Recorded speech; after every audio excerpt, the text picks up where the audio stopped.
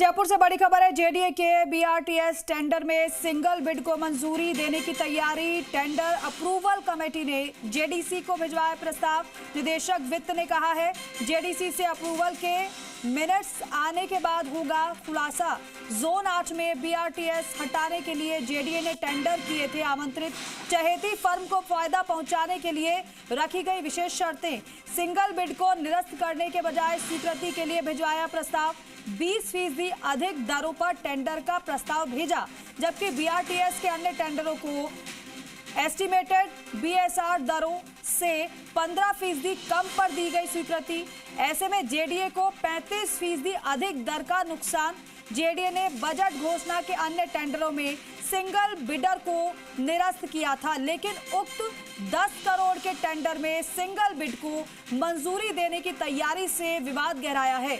JDC Anandi से संपर्क साधा, लेकिन कोई जवाब इस पूरे मामले में नहीं मिला। जेडीए के बीआरटीएस टेंडर में सिंगल बिड को मंजूरी देने की तैयारी। टेंडर अप्रूवल कमेटी ने जेडीसी को दरअसल प्रस्ताव भिजवाया और निदेशक वित्त ने कहा इस पर कि जेडीसी से अप्रूवल के मिनट्स आने के बाद खुलासा होगा।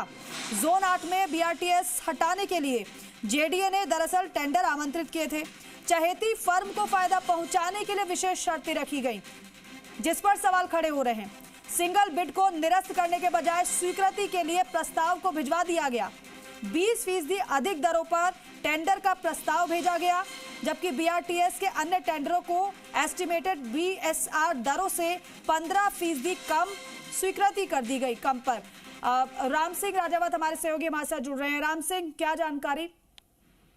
देखिए, ये जयपुर विकास प्राधिकरण ने ये बीआरटीएस जो हटाने के लिए जो टेंडर किए हैं, 6 करोड़ पे किया पहला, वो 15% कम में गए हैं टेंडर बीएसआर से।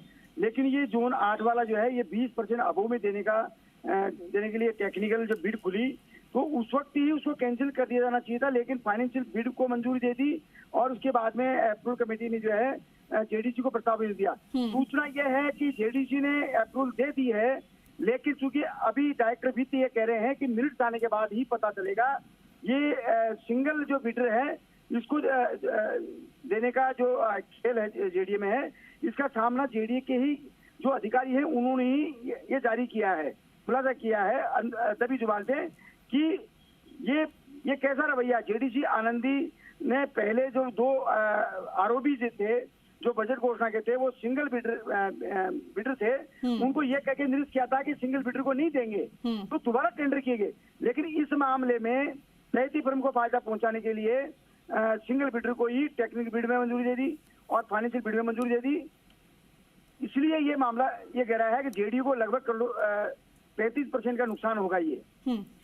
ठीक है राम सिंह, शुक्रिया जानकारी के लिए।